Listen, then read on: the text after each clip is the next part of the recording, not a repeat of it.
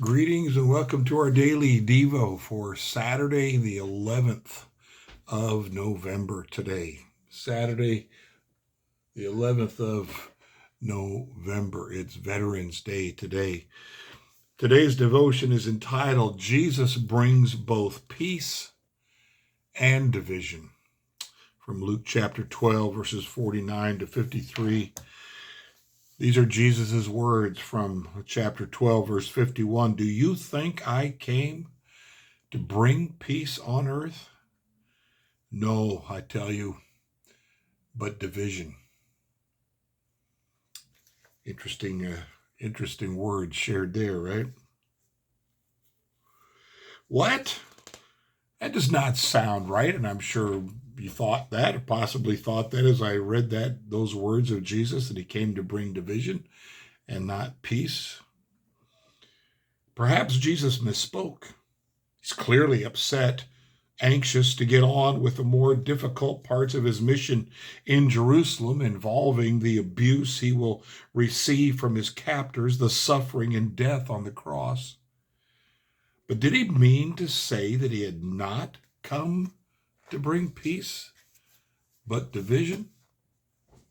I mean, after all, the angels announced peace on earth, didn't they? We feel the tension because the Old Testament, Luke and Paul all say that Jesus' mission on earth is intimately tied to peace. Jesus is called the Prince of Peace in Isaiah 9:6, the one tasked with bringing peace on earth, Luke 2:14, and our peace, who makes the two one, Ephesians 2:14. How do we square what Jesus said with Bible passages like these? To be sure, Jesus' mission was designed to bring peace between the Creator and the people of this world. But in accomplishing that mission, the world would experience significant disruption realized in the most basic social unit, the family. We can hear the longing in Jesus' words. He yearns for the difficult part of his mission to be over, speaking of it as a fiery baptism.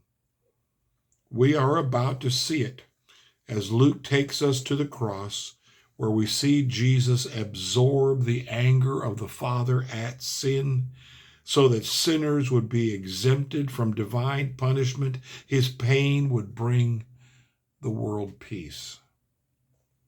But the mission to bring peace would also bring division, causing households to fracture.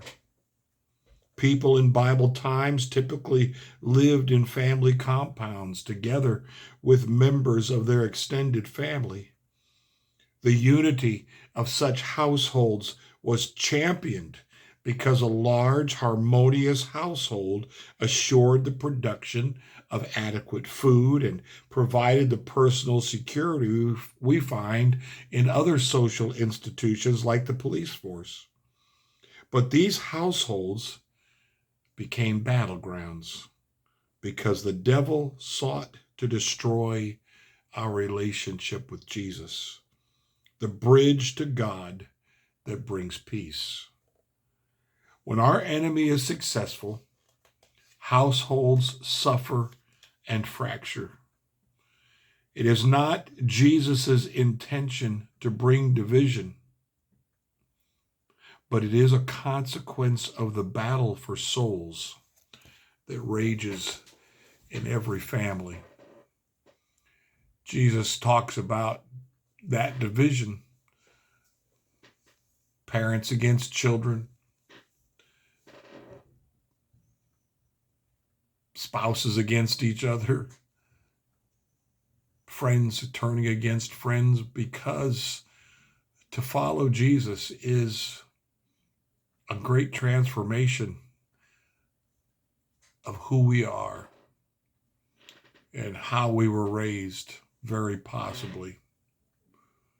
And so once we begin to divert from the old ways, People are offended at that. We don't go there with them anymore. We don't talk like that anymore. We don't have the same value system that we once had with them. And so, as you well know from personal experience, I'm sure people begin to see you as holier than thou, think you're a snob.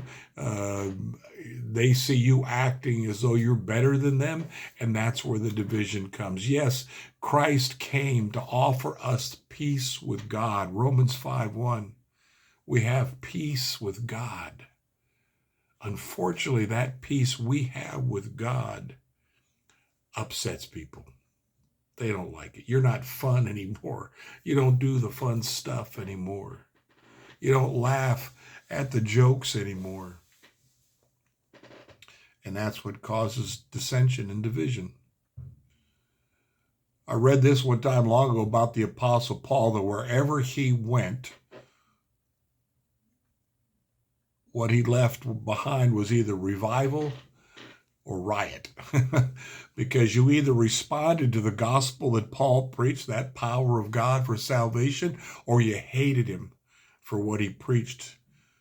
In the city of Ephesus, they were after him because his preaching was bringing people to Christ, and that meant they were no longer worshiping the idols, which meant they were no longer buying the little images of the idols, and that hurt business. And guess what? The businessman didn't like that. That's what this is about. He came to bring peace with God to us through the cross. Unfortunately, we have an enemy who hates that, hates Jesus, hates anybody who follows Jesus. And so he whips up his forces, those who are still in the darkness, to create division and disunity and dissension. That's the division that Jesus is talking about. Do you think I came to bring peace on earth? Well, to whosoever will, yes, but in that process, the division happens. That's the reality. Don't be surprised at it. Expect it. We've been told to expect it. Oh, it's not easy. It's not comfortable. It's not something we want to see happen. We certainly don't want to act in such a way that we fit that description of they're holier than thou kind of thing. We don't want to go around causing the division by unkind words that we may say about people's lifestyles. That's the last thing. Take this example from Jesus, if you would, please. He got the reputation of being a friend of sinners. Some of his disciples, tax collectors, those who were in the outer crowd of his disciples following him, had been demon-possessed, had been women of prostitution. Those are the people that were drawn to him. That should still be the case with us. The people that Jesus had the most problem with, the people that plotted against him, the people that he most outspokenly talked against, and it wasn't the politicians. I find that in his time of the cross, he had the most interesting conversation with Pilate, because Pilate wanted to know. Meantime, the Pharisees, the Sadducees, the scribes, the Herodians, they hated Jesus because they wanted their power. And so he talked against them constantly, their hypocrisy, their phoniness, their unwillingness, not all of them, but the most of them, their unwillingness to hear the truth, to focus on the truth. That's who Jesus had the most conflict with, and it may just be so as we choose to follow Christ. It may be those people sitting in those pews that don't like us because of what we were or may not like the way we are now following Jesus, which makes them feel uncomfortable.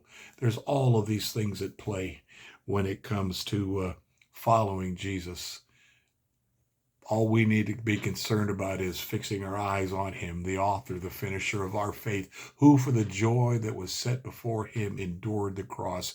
Will be willing to do that too, in following him, in loving him and serving him and telling others about him, and understanding that along the way, doors will be slammed in our faces.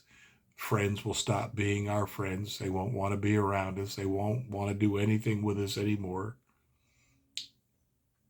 That's part of the cost. That's part of taking up our crosses daily and following him. Blessings to you today on this Saturday in